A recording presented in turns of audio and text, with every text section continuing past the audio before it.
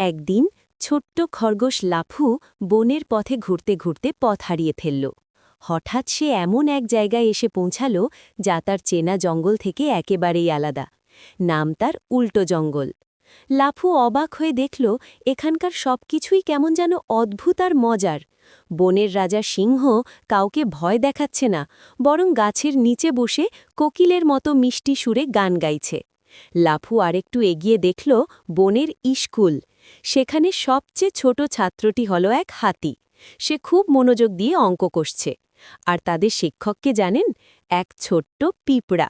সে খুব কড়া টিচার, কিন্তু ছাত্রদের খুব ভালোবাসে। ক্লাসের এক কোণায় দাঁড়িয়ে আছে এক জিরাফ।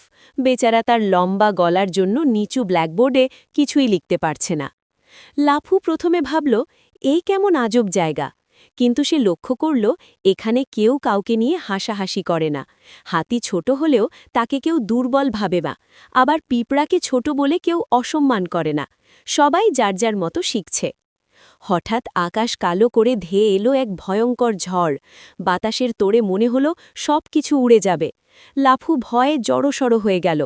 ঠিক তখনই ঘটল আসল ঘটনা। স্কুলের সেই ছোট ছাত্র হাতি তার সুঁড় দিয়ে শক্ত করে একটা বড় গাছ ধরে রাখল, যাতে সেটা স্কুল ঘরের উপর আছড়ে না পড়ে।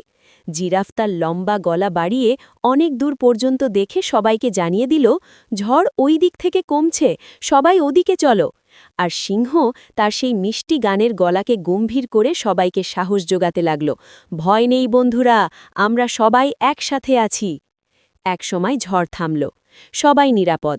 লাফু তখন বুঝতে পারল এই জঙ্গল উল্টো হতে পারে, কিন্তু এদের শিক্ষাটা একদম সোজা। কে দেখতে কেমন বা কে কতটা বড় সেটা আসল নয়। সবার আলাদা আলাদা ক্ষমতা আছে, আর সবাই মিলে একে অপরের পাশে দাঁড়ালে বড় বিপদও তুচ্ছ হয়ে যায়। লাফু মনের আনন্দে বাড়ি ফিরল, সঙ্গে নিয়ে গেল এক নতুন শিক্ষা, একতাই আসল শক্তি।